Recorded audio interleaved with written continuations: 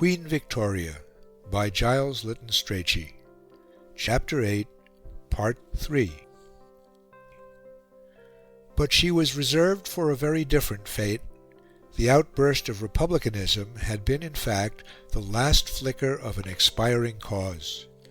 The Liberal tide, which had been flowing steadily ever since the Reform Bill, reached its height with Mr. Gladstone's first administration, and towards the end of that administration the inevitable ebb began. The reaction, when it came, was sudden and complete. The general election of 1874 changed the whole face of politics. Mr. Gladstone and the Liberals were routed, and the Tory party, for the first time for over 40 years, attained an unquestioned supremacy in England. It was obvious that their surprising triumph was preeminently due to the skill and vigour of Disraeli. He returned to office, no longer the dubious commander of an insufficient host, but with drums beating and flags flying, a conquering hero.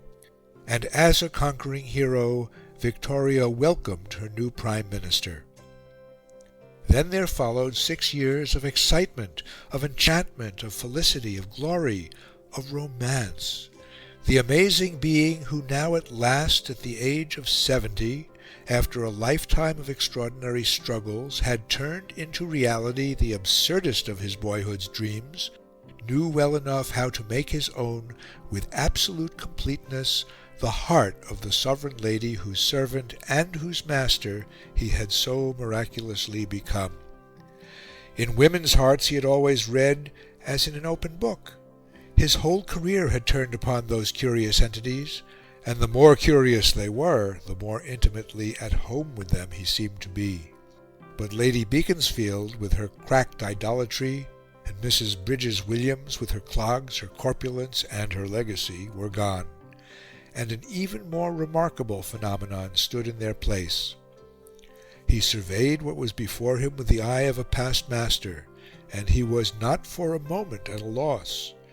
He realized everything: the interacting complexities of circumstance and character, the pride of place mingled so inextricably with personal arrogance, the superabundant emotionalism, the ingenuousness of outlook, the solid, the laborious respectability shot through so incongruously by temperamental cravings for the coloured and the strange, the singular intellectual limitations, and the mysteriously essential female elements impregnating every particle of the whole. A smile hovered over his impassive features, and he dubbed Victoria the Fairy. The name delighted him, for, with that epigrammatic ambiguity so dear to his heart, it precisely expressed his vision of the Queen.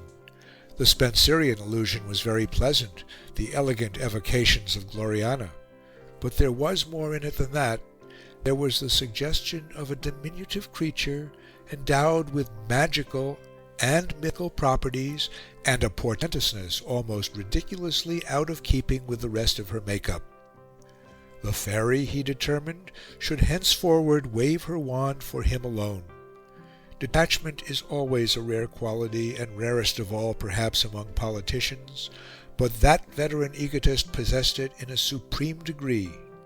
Not only did he know what he had to do, not only did he do it, he was in the audience as well as on the stage, and he took in with the rich relish of a connoisseur every feature of the entertaining situation, every phase of the delicate drama, and every detail of his own consummate performance.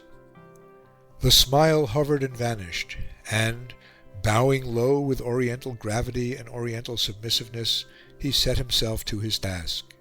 He had understood from the first that in dealing with the Fairy the appropriate method of approach was the very antithesis of the Gladstonian, and such a method was naturally his. It was not his habit to harangue and exhort and expatiate in official conscientiousness. He liked to scatter flowers along the path of business, to compress a weighty argument into a happy phrase, to insinuate what was in his mind with an air of friendship and confidential courtesy. He was nothing if not personal, and he had perceived that personality was the key that opened the Fairy's heart. Accordingly, he never for a moment allowed his intercourse with her to lose the personal tone. He invested all the transactions of state with the charms of familiar conversation. She was always the royal lady, the adored and revered mistress, he the devoted and respectful friend. When once the personal relation was firmly established, every difficulty disappeared. But to maintain that relation uninterruptedly in a smooth and even course, a particular care was necessary. The bearings had to be most assiduously oiled.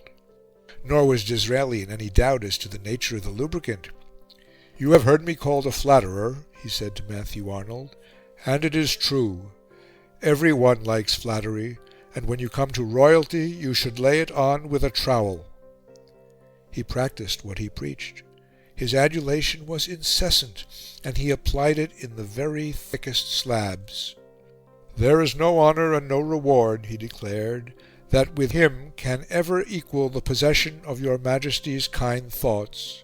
All his own thoughts and feelings and duties and affections are now concentrated in your Majesty, and he desires nothing more for his remaining years than to serve your Majesty, or if that service ceases, to live still on its memory as a period of his existence most interesting and fascinating.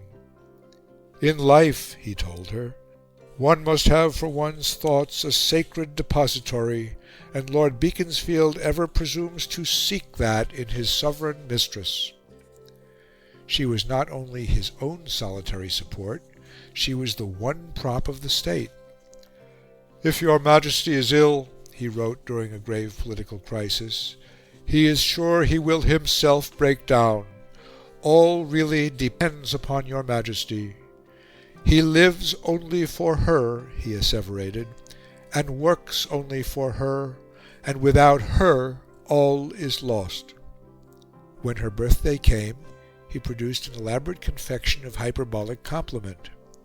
"Today Lord Beaconsfield ought fitly perhaps to congratulate a powerful sovereign on her imperial sway, the vastness of her empire, and the success and strength of her fleets and armies. But he cannot. His mind is in another mood.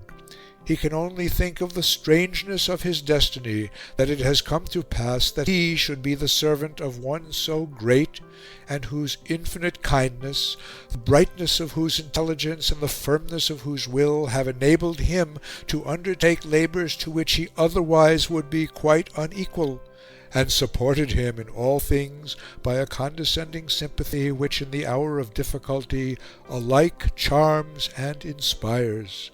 Upon the sovereign of many lands and many hearts may an omnipotent Providence shed every blessing that the wise can desire and the virtuous deserve." In those expert hands the trowel seemed to assume the qualities of some lofty Masonic symbol, to be the ornate and glittering vehicle of verities unrealized by the profane. Such tributes were delightful, but they remained in the nebulous region of words, and Disraeli had determined to give his blandishments a more significant solidity. He deliberately encouraged those high views of her own position which had always been native to Victoria's mind, and had been reinforced by the principles of Albert and the doctrines of Stockmar.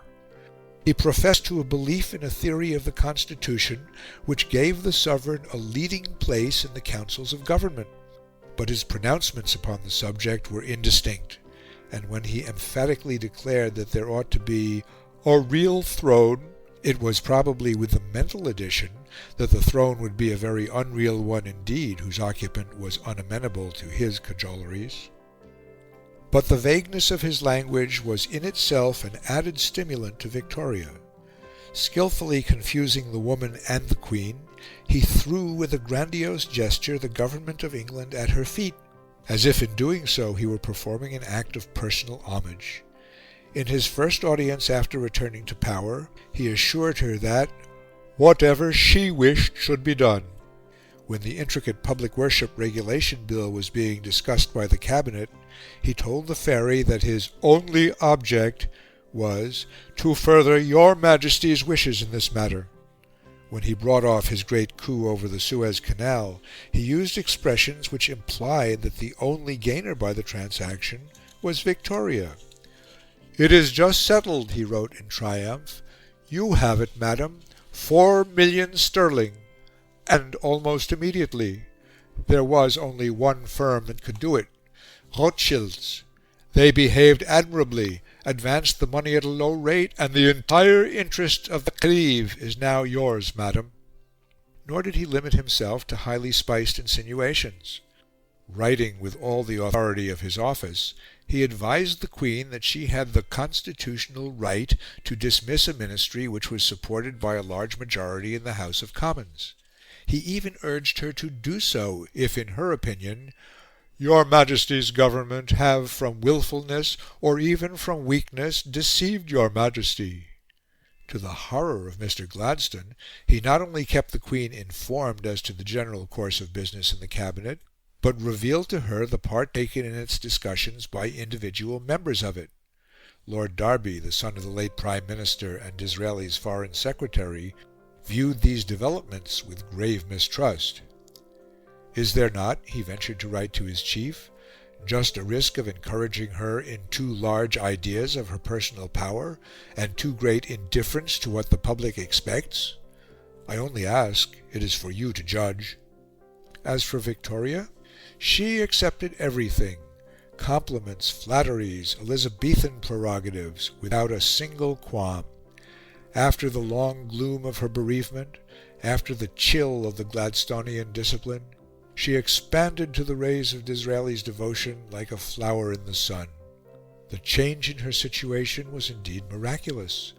No longer was she obliged to puzzle for hours over the complicated details of business, for now she had only to ask Mr. Disraeli for an explanation, and he would give it her in the most concise, in the most amusing way. No longer was she worried by alarming novelties; no longer was she put out at finding herself treated by a reverential gentleman in high collars as if she were some embodied precedent with a recondite knowledge of Greek. And her deliverer was surely the most fascinating of men. The strain of charlatanism which had unconsciously captivated her in Napoleon III exercised the same enchanting effect in the case of Disraeli. Like a dram drinker whose ordinary life is passed in dull sobriety, her unsophisticated intelligence gulped down his rococo allurements with peculiar zest. She became intoxicated, entranced. Believing all that he told her of herself, she completely regained the self-confidence which had been slipping away from her throughout the dark period that followed Albert's death. She swelled with a new elation, while he, conjuring up before her wonderful Oriental visions, dazzled her eyes with an imperial grandeur of which she had only dimly dreamed. Under the compelling influence, her very demeanour altered.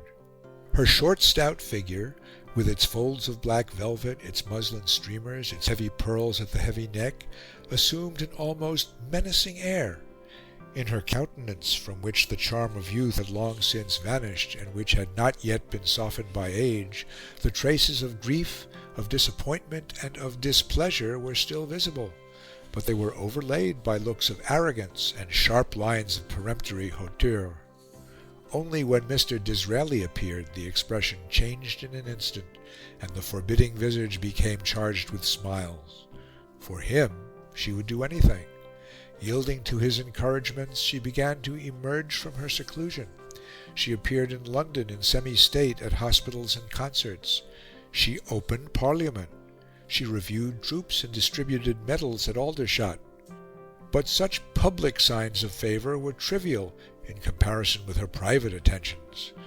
During his hours of audience she could hardly restrain her excitement and delight. "I can only describe my reception," he wrote to a friend on one occasion, "by telling you that I really thought she was going to embrace me. She was wreathed with smiles, and as she tattled, glided about the room like a bird." In his absence she talked of him perpetually, and there was a note of unusual vehemence in her solicitude for his health. "John Manners," Disraeli told Lady Bradford, who has just come from Osborne, says that the fairy only talked of one subject, and that was her primo. According to him, it was her gracious opinion that the Government should make my health a Cabinet question. Dear John seemed quite surprised at what she said, but you are used to these ebullitions." She often sent him presents. An illustrated album arrived for him regularly from Windsor on Christmas Day. But her most valued gifts were the bunches of spring flowers which, gathered by herself and her ladies in the woods at Osborne, marked in an especial manner the warmth and tenderness of her sentiments. Among these it was, he declared, the primroses that he loved the best. They were, he said, "the ambassadors of spring, the gems and jewels of nature." He liked them, he assured her, "so much better for their being wild. They seem an offering from the fauns and dryads of Osborne. They show," he told her, "that your Majesty's sceptre has touched the enchanted isle." He sat at dinner with heaped-up bowls of them on every side, and told his guests that "they were all sent to me this morning by the Queen from Osborne, as she knows it is my favourite flower." As time went on, and as it became clearer and clearer that the fairy's thraldom was complete, his protestations grew steadily more highly coloured and more unabashed. At last he ventured to import into his blandishments a strain of adoration that was almost avowedly romantic. In phrases of baroque convolution he conveyed the message of his heart. "The pressure of business," he wrote, had "so absorbed and exhausted him that towards the hour of post he has not had clearness of mind and vigour of pen adequate to convey his thoughts and facts to the most loved and illustrious being who deigns to consider them." She sent him some primroses, and he replied that he could "truly say they are more precious than rubies, coming as they do and at such a moment from a sovereign whom he adores." She sent him snowdrops, and his sentiment overflowed into poetry. "Yesterday eve," he wrote, "there appeared in Whitehall Gardens a delicate-looking case with a royal superscription, which, when he opened, he thought at first that your Majesty had graciously bestowed upon him the stars of your Majesty's principal orders." And indeed he was so impressed with this graceful allusion that, having a banquet where there were many stars and ribbons, he could not resist the temptation, by placing some snowdrops on his heart, of showing that he too was decorated by a gracious sovereign. Then, in the middle of the night, it occurred to him that it might all be an enchantment, and that perhaps it was a fairy gift and came from another monarch, Queen Titania, gathering flowers with her court in a soft and sea-girt isle, and sending magic blossoms which, they say, turn the heads of those who receive them. A fairy gift! Did he smile as he wrote the words? Perhaps. And yet it would be rash to conclude that his perfervid declarations were altogether without sincerity. Actor and spectator both, the two characters were so intimately blended together in that odd composition that they formed an inseparable unity, and it was impossible to say that one of them was less genuine than the other. With one element he could coldly appraise the fairy's intellectual capacity, note with some surprise that she could be on occasion most interesting and amusing, and then continue his use of the trowel with an ironical solemnity, while with the other he could be overwhelmed by the immemorial panoply of royalty, and, thrilling with the sense of his own strange elevation, dream himself into a gorgeous fantasy of crowns and powers and chivalric love. When he told Victoria that, "during a somewhat romantic and imaginative life, nothing has ever occurred to him so interesting as this confidential correspondence with one so exalted and so inspiring," was he not in earnest after all? When he wrote to a lady about the court, "I love the Queen, perhaps the only person in this world left to me that I do love," was he not creating for himself an enchanted palace out of the Arabian Nights, full of melancholy and spangles, in which he actually believed? Victoria's state of mind was far more simple. Untroubled by imaginative yearnings, she never lost herself in that nebulous region of the spirit where feeling and fancy grow confused. Her emotions, with all their intensity and all their exaggeration, retained the plain prosaic texture of everyday life, and it was fitting that her expression of them should be equally commonplace. She was, she told her Prime Minister at the end of an official letter, "Yours affly, V.R.N.I." She wrote AFF''Ly. In such a phrase, the deep reality of her feeling is instantly manifest. The fairy's feet were on the solid earth. It was the ruse cynic who was in the air. He had taught her, however, a lesson which she had learnt with alarming rapidity. A second Gloriana, did he call her? Very well, then. She would show that she deserved the compliment. Disquieting symptoms followed fast. In May 1874, the Tsar, whose daughter had just been married to Victoria's second son, the Duke of Edinburgh, was in London, and by an unfortunate error it had been arranged that his departure should not take place until 2 days after the date on which his royal hostess had previously decided to go to Balmoral. Her Majesty refused to modify her plans. It was pointed out to her that the Tsar would certainly be offended, that the most serious consequences might follow. Lord Derby protested.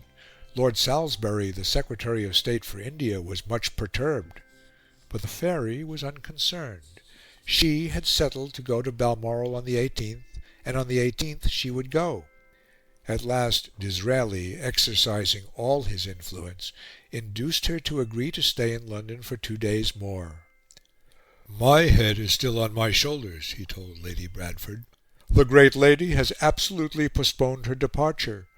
Everybody had failed, even the Prince of Wales, and I have no doubt I am not in favour. I can't help it. Salisbury says I have saved an Afghan war, and Derby compliments me on my unrivalled triumph." But before very long, on another issue, the triumph was the fairy's. Disraeli, who had suddenly veered towards a new imperialism, had thrown out the suggestion that the Queen of England ought to become the Empress of India. Victoria seized upon the idea with avidity, and, in season and out of season, pressed upon her Prime Minister the desirability of putting his proposal into practice. He demurred, but she was not to be balked, and in 1876, in spite of his own unwillingness and that of his entire cabinet, he found himself obliged to add to the troubles of a stormy session by introducing a bill for the alteration of the royal title. His compliance, however, finally conquered the fairy's heart. The measure was angrily attacked in both Houses, and Victoria was deeply touched by the untiring energy with which Disraeli defended it. She was, she said, much grieved by the worry and annoyance to which he was subjected. She feared she was the cause of it, and she would never forget what she owed to her kind, good, and considerate friend. At the same time, her wrath fell on the opposition. Their conduct, she declared, was extraordinary, incomprehensible, and mistaken, and, in an emphatic sentence which seemed to contradict both itself and all her former proceedings, she protested that she would be glad if it were more generally known that it was her wish, as people will have it, that it has been forced upon her. When the affair was successfully over, the imperial triumph was celebrated in a suitable manner. On the day of the Delhi proclamation, the new Earl of Beaconsfield went to Windsor to dine with the new Empress of India. That night, the fairy, usually so homely in her attire, appeared in a glittering panoply of enormous uncut jewels, which had been presented to her by the reigning princes of her Raj. At the end of the meal, the Prime Minister, breaking through the rules of etiquette, arose, and in a flowery oration proposed the health of Queen Empress. His audacity was well received, and his speech was rewarded by a smiling curtsy. These were significant episodes. But a still more serious manifestation of Victoria's temper occurred in the following year, during the crowning crisis of Beaconsfield's life. His growing imperialism, his desire to magnify the power and prestige of England, his insistence upon a spirited foreign policy, had brought him into collision with Russia. The terrible Eastern question loomed up, and when war broke out between Russia and Turkey, the gravity of the situation became extreme. The Prime Minister's policy was fraught with difficulty and danger. Realizing perfectly the appalling implications of an Anglo-Russian war, he was yet prepared to face even that eventuality if he could obtain his ends by no other method. But he believed that Russia in reality was still less desirous of a rupture, and that if he played his game with sufficient boldness and adroitness, she would yield when it came to the point all that he required without a blow.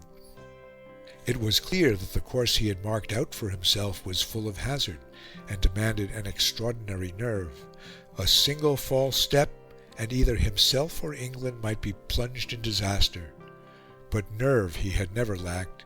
He began his diplomatic egg dance with high assurance, and then he discovered that, besides the Russian government, besides the Liberals and Mr. Gladstone, there were two additional sources of perilous embarrassment with which he would have to reckon. In the first place, there was a strong party in the Cabinet, headed by Lord Derby, the Foreign Secretary, which was unwilling to take the risk of war. But his culminating anxiety was the Faery. From the first, her attitude was uncompromising. The old hatred of Russia, which had been engendered by the Crimean War, surged up again within her. She remembered Albert's prolonged animosity. She felt the prickings of her own greatness, and she flung herself into the turmoil with passionate heat. Her indignation with the opposition, with anyone who ventured to sympathise with the Russians in their quarrel with the Turks, was unbounded. When anti-Turkish meetings were held in London, presided over by the Duke of Westminster and Lord Shaftesbury, and attended by Mr. Gladstone and other prominent radicals, she considered that "the Attorney-General ought to be set at these men. It can't," she exclaimed, "be constitutional." Never in her life, not even in the crisis over the ladies of the bedchamber, did she show herself a more furious partisan. But her displeasure was not reserved for the radicals. The backsliding Conservatives equally felt its force. She was even discontented with Lord Beaconsfield himself. Failing entirely to appreciate the delicate complexity of his policy, she constantly assailed him with demands for vigorous action, interpreted each finesse as a sign of weakness, and was ready at every juncture to let slip the dogs of war. As the situation developed, her anxiety grew feverish. "The Queen," she wrote, "is feeling terribly anxious lest delay should cause us to be too late and lose our prestige forever. It worries her night and day." "The Faery," Beaconsfield told Lady Bradford, "writes every day and telegraphs every hour. This is almost literally the case."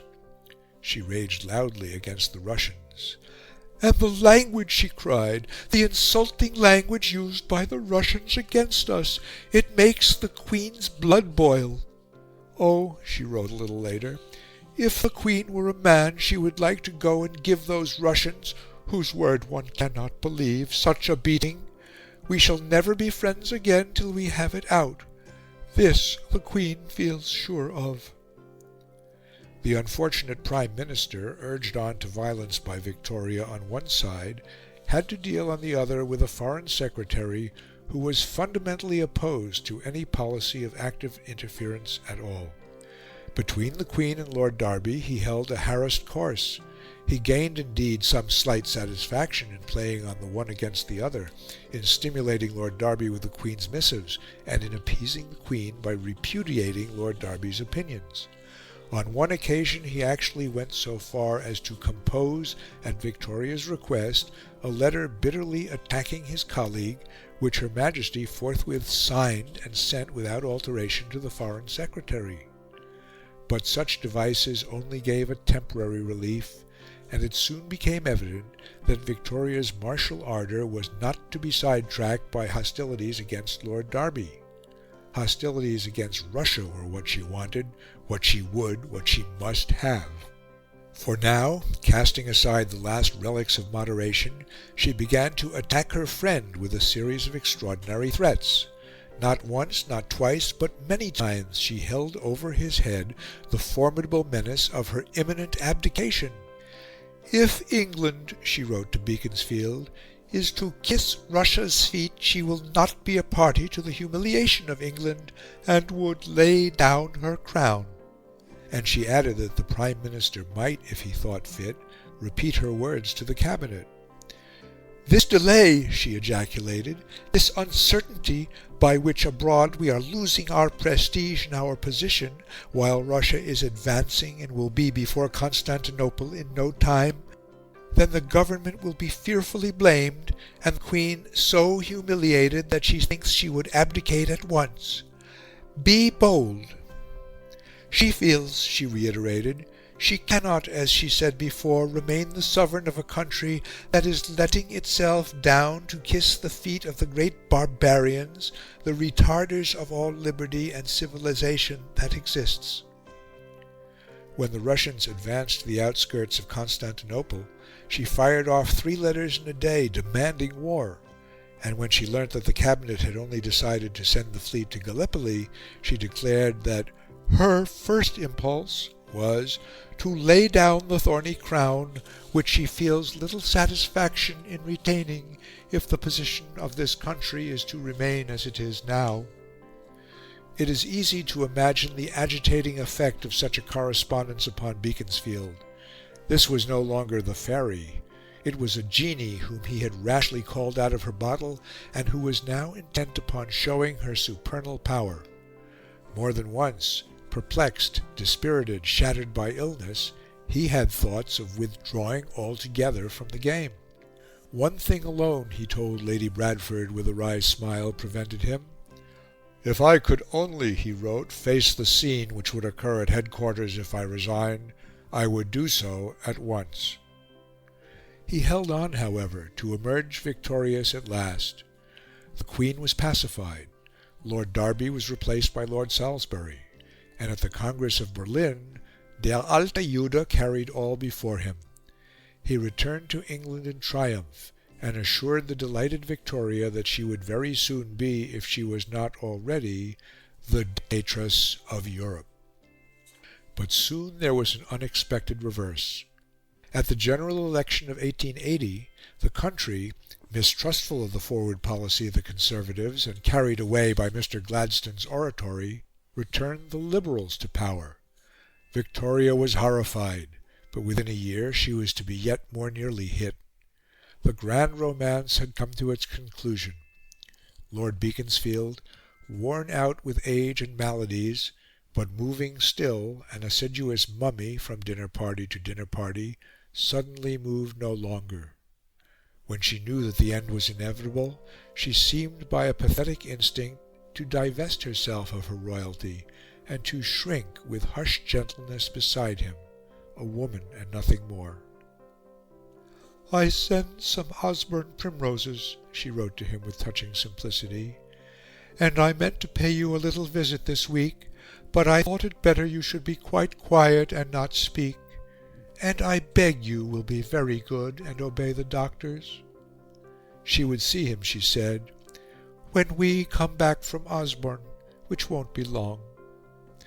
Everyone is so distressed at your not being well," she added, and she was "ever yours very aptly, V.R.I." When the royal letter was given him, the strange old comedian, stretched on his bed of death, poised it in his hand, appeared to consider deeply, and then whispered to those about him, "This ought to be read to me by a Privy Councillor." End of Chapter 8, Part 3.